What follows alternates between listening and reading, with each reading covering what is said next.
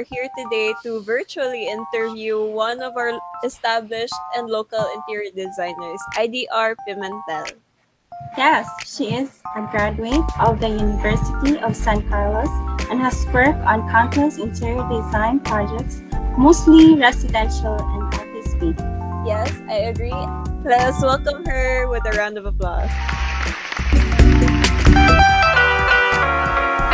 The first question would be, what were your thoughts back when you were a fresh graduate? I'm going to prepare everything. We can never be perfect in any way, in any rate. So after I failed, of course, depressed pa ang peg, nga na. So at time, nangita na rin kong mga what's going to be my next resort. So I made a timeline. It was already scheduled and planned out. So as a fresh grad, I knew na next year I'm going to take this. On 2015, I'm going to be interior designer. So by 2016, I'm going to start my practice as a side business.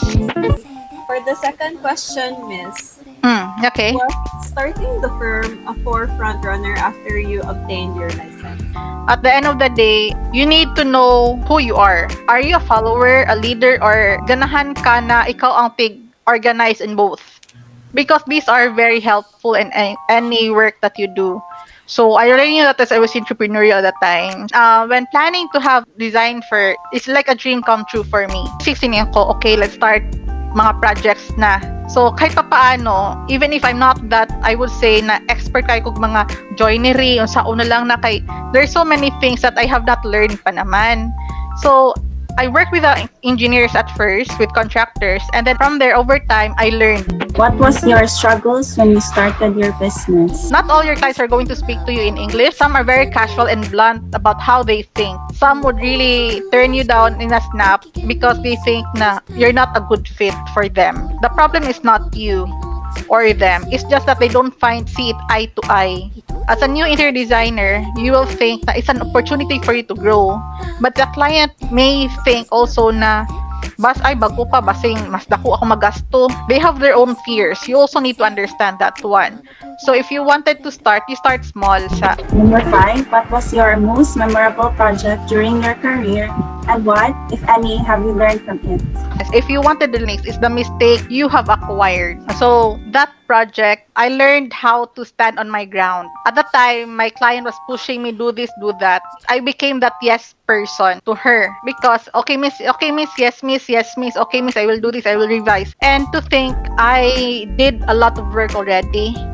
So it was me devaluing myself, which I learned on the later on or during the process. At the end of the day, after the project, she went ghosting during the payables and everything. And I should have seen the red flag already.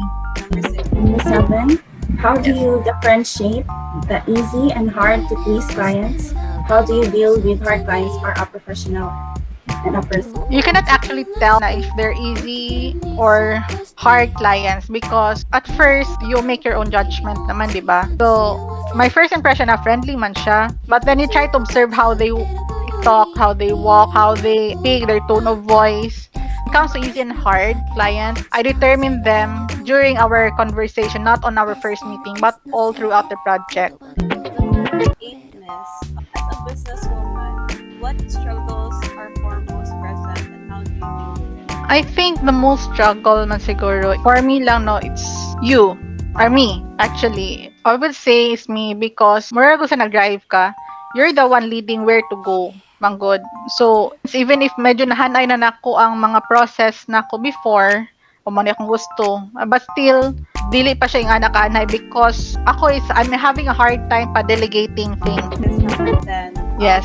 What insights can you give to the future interior design professionals who are also looking to start their own business firm? If you wanted to start your business firm, I think you should know if you're ready for it. Are you ready to become the leader of the design firm? Because you're not just going to talk about design. Mostly, what you will be tackling is financial, schedules, people. Number 1, financial kay kontrata sa yung kliyente. Their budget. Your budget. How are you going to make sweldo to your team? How long are you going to do this one? Nadigihapon ka malugi. Next is, people is, you're going to manage them. You deal with people, you follow up them. Because not right away, after mo mag-send og kanang drawing nila, i-prioritize ka nila. Remember, you're not just their client. And you have a time schedule to follow through. Second, your people people, how are you going to manage it? Because and every delay, it will reflect you as a leader, as the owner of that firm. Kaya kung ma-delay ka, penalty ka. How are you going to navigate your contractor, your design team, and you and your clients turnover? How are you going to market yourself? How do you want people to perceive you, your brand? So either you work on your personal brand or you create a business brand. How are you going to find client? That's your main role. How are you going to address other concerns that may arise? Like I said, people, your client, you will be handling them, your design team, your construction team, and the other external people involving in that project, even the building administration of your projects or whoever is in there.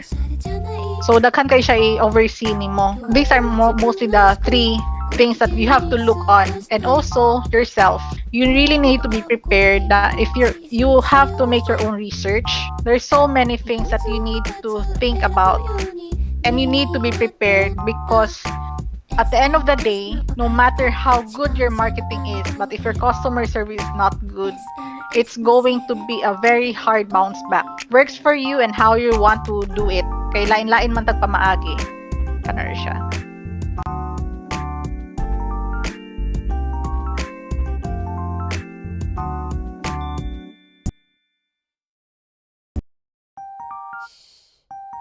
Possible careers.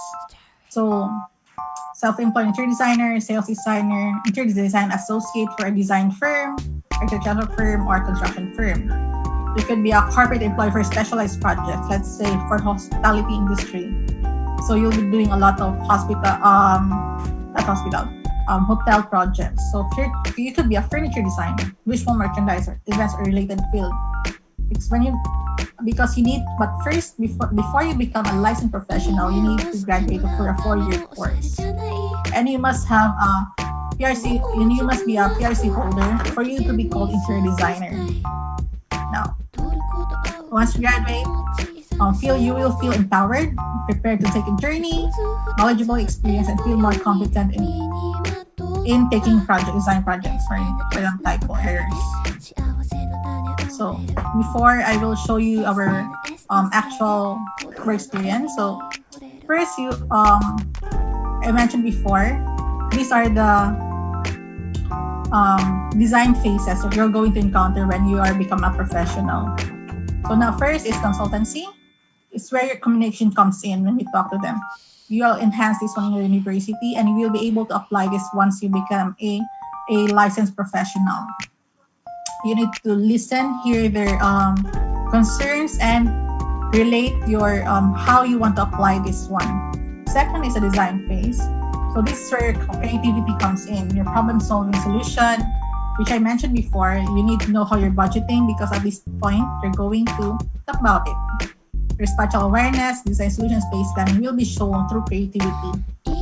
Third is your design development. So this is where the problem-solving comes in. So not just at the space, but managing. You're currently right now in this phase. So you're designing deciding factor. If you wanted to be an interior designer, this is now. So the deciding factor is, like I said earlier, that you can make an exercise out of it. And next is going to college. You're enrolling yourself around next year or the next 2 years. These upcoming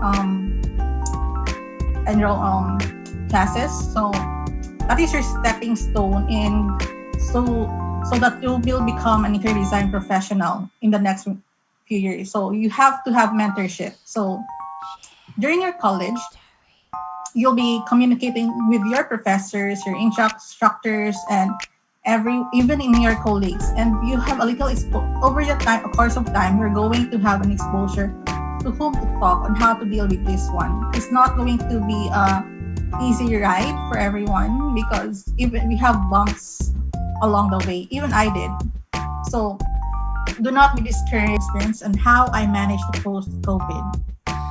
So back then I'm so used to go out, and now I have to be stuck at home managing everything. So here, how I managed post-COVID, we are now enjoying online shopping and a lot of e-commerce store are being there, like our home, Mandawi foam, other those are the basic ones that you see. So time is very crucial right now. So if you said you could deliver this in 2 weeks, including the design, budget, and everything, you really have to do that because your clients are quite more. I think they are demanding more time of you to deliver to have more deliverables.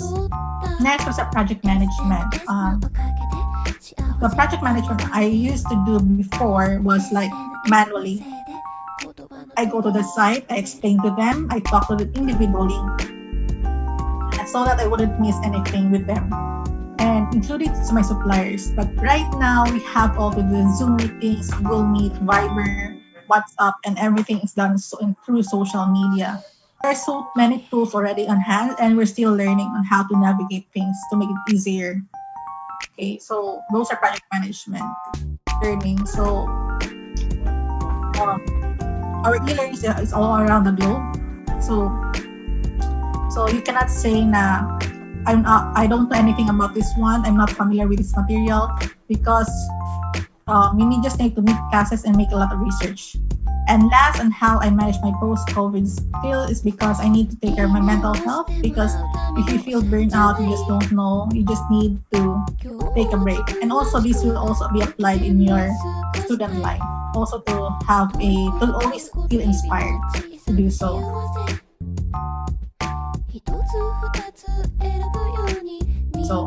So I think that's ends for my presentation for this morning.